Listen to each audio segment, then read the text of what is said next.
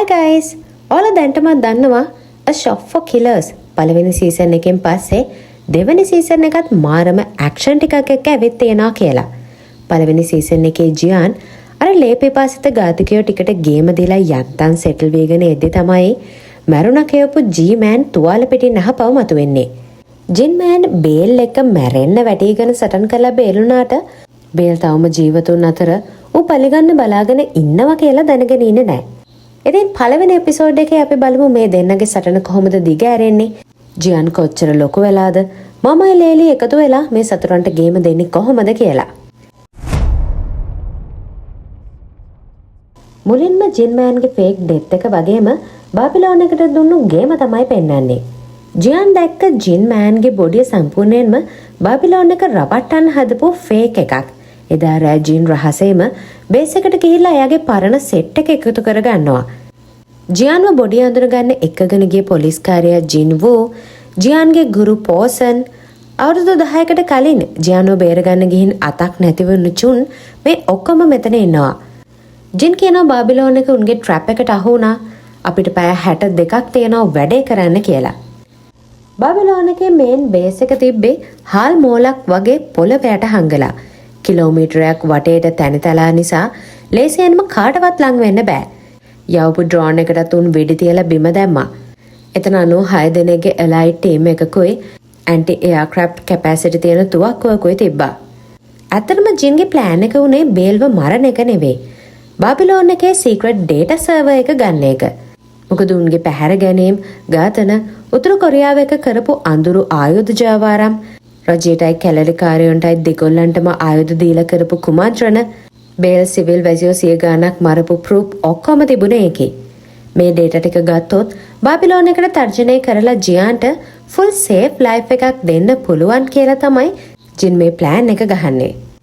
මේ සර්වර් එක තිබ්බේ වතුර යට. හැබැයි හැමදාම හවස 3ට මිනිත්තු 20ක පරීක්ෂාවකට වතුරෙන් ගොඩට ගන්නවා. ඒ විනාඩි 20 තමයි එකම chance එක. ආයුධ ඇතුළට ගෙන යන්නත් බැරි හින්දා උන් ප්ලෑන් කරනවා බාබිලෝන් එකේ වෙපන් ස්ටෝරේජ් එකට ගහලා බංකර් බාස්ටර් එක්ස්ප්ලෝසිව් ගන්න.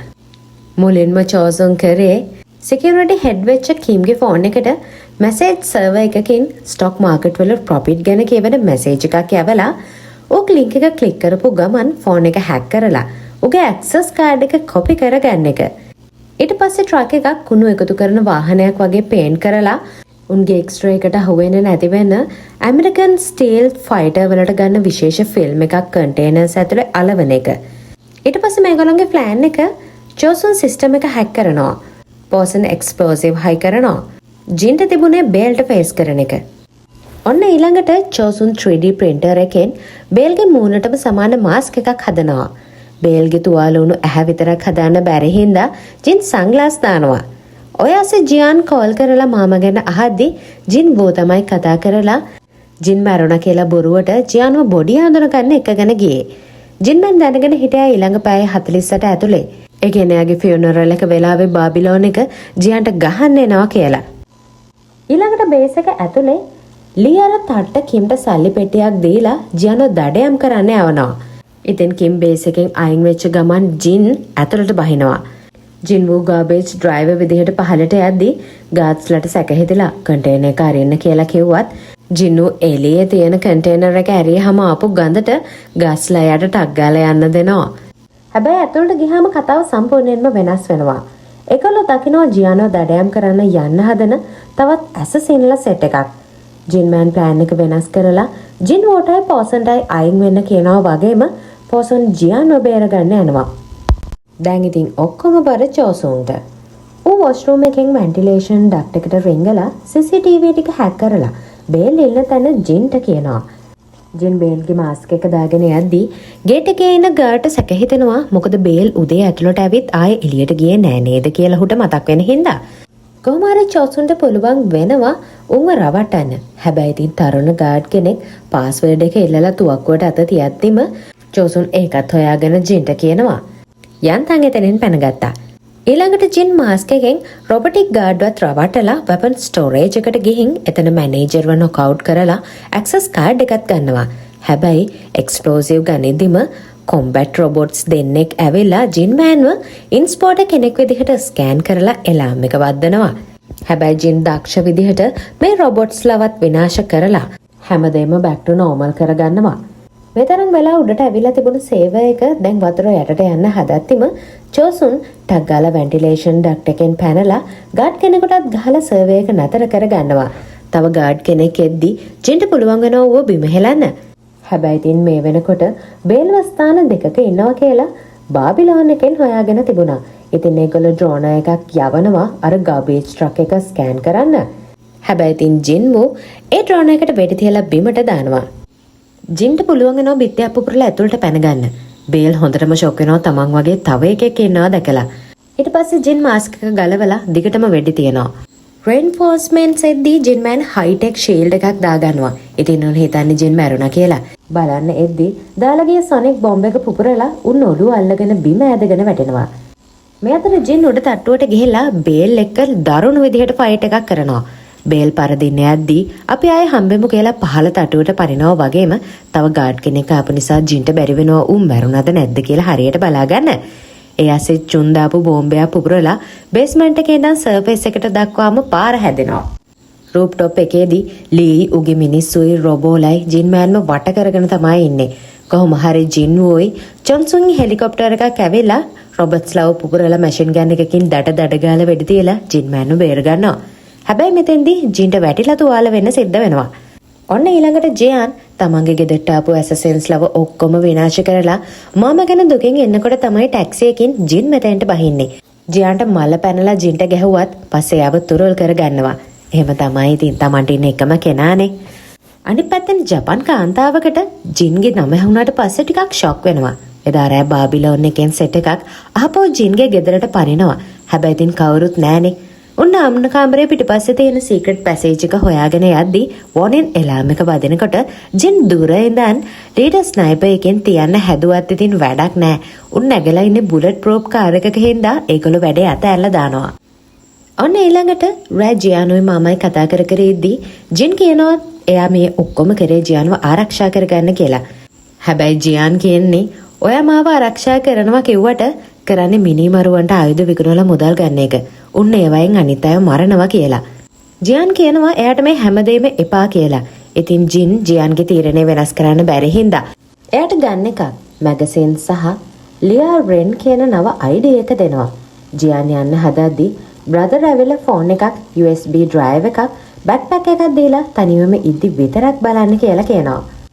ඔය විදිහට ජියාන් ලියා රෙන් විදිහට දුරම දුර පළාතක හුදකලාව ජීවත් වෙනවා. වගේම එයාට රැට නිදාගන්න ගොඩක් අමාරු වුණත් එයා කොහොම හරි මේ දේවල් වලට මුහුණ දෙමින් හවස් වරුවේ දුවන පුරුද්ද දිගටම පවත්වාගෙන යනවා. දවල්ට එයා වයසක අයත් එක්ක මාළු දැල් හදනවා. හැබැයි වැඩි කතා බහක් නැහැ. ඉතින් වයසක අය උයින් කියලා කෙනෙකුට කියනවා ජයාන්ට කැවිලි පෙට්ටියක් දෙන්න කියලා. උයින් ගෙදරට ඇවිල්ලා බෙල් එක ගහද්දී ජයාන් හීනෙන් බය වෙලා කෑ ගහනවා. මේකට උඩ ගිය උයින් වැට උඩෙන් පනිනකොට ජියන්ගේ යා ට්‍රැප් එකට හුවෙනවා වගේම ජියන් තුවක්කුවත් අරගෙන එළියට එනකොට උයින් සමාව එල්ලනවා. එතකොට තමයි උයින් දකින්නේ ගෙදර වටේටම CCTV දාලා හුදකලාත් කරලා තියෙන්නේ කියලා. මේ අතර නීතිඥ ජෝන් රෙස්ටොරන්ට් එකකදී ජින් එනකන් බලාගෙන ඉන්නකොට ජින් කෝල් එකක් දීලා රෙස්ටොරන්ට් එකේ ඉන්න ඇසසෙන්ස්ලාගේ ලිස්ට් එකක් මෙයාට යවනවා. ජින් කියනවා කාම්බෝජියන් ප්‍රයිම් මිනිස්ටර්ගේ ඝාතනය ඇතුළු එයාලා කරපු ඔක්කොම රහස් තමන් ගාව තියෙනවා කියලා. ඊළඟට ජෝන් කාර් එකට නගිද්දී මෙන්න ජින් බෑක් සීට් එකේ. මෙතෙන්දී ජින් කියනවා ජියාන්ට හරි තමන්ගේ කාටවත් හානියක් නොකළොත් විතරක් මේ දත්ත හංගනවා කියලාත් නැත්නම් ඔක්කොම එළියට දානවා කියලාත්. බහැලා යද්දී ජෝන්ගේ අලුත් බබාටත් විශ් කරලා එයාගේ පෞද්ගලික විස්තර පවා දන්නා බව අඟවලා තමයි මිනිහා මෙතන යන්නේ. ඔන්න බාබිලෝන් එකේ ආදායම මේ වෙනකොට අඩකින් වැටිලා. නැගෙනහිර ආසියානු ප්‍රධානී කුසනාගේ මෙතෙන්ට ඇවිල්ලා ලීව අයින් කරනවා.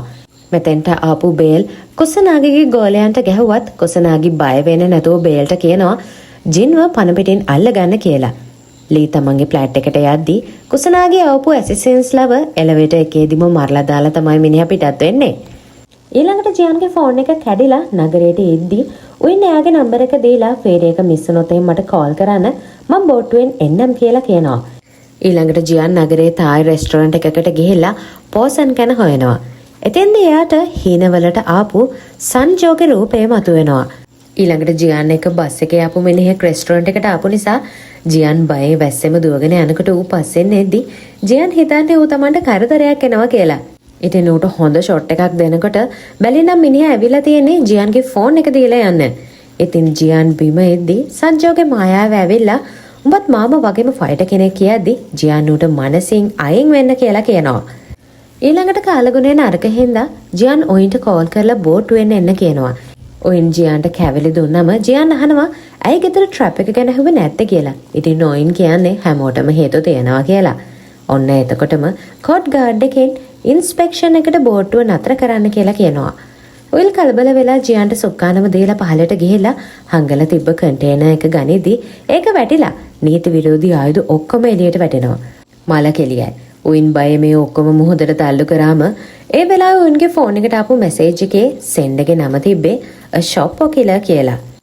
අනිත් පැත්තෙන් ජීන්ගේ බේස් එකට බ්‍රදර් දුවගෙන ඇවිල්ලා කියනවා ජියාන්ගේ ඔළුවට ඩොලර් මිලියන 2ක කෑෂ් බවුන්ඩ් එකක් දාලා මේ වෙනකොට ඔක්කොම ඇසසින්ලා එයාව හන්ට් කරන්න තමයි ලෑස්ති වෙලා ඉන්නේ කියලා. ඔය විදිහට තමයි මේ එපිසෝඩ් එක ඉවර වෙන්නේ. ජියාන් අහපව් ලොකම ලොකු සටනකට මුහුණ දෙන්න තමයි යන්නේ. හැබැයි මේ පාර එයා ඉස්සර හිටපු අහිංසක කෙල්ල නෙවෙයි.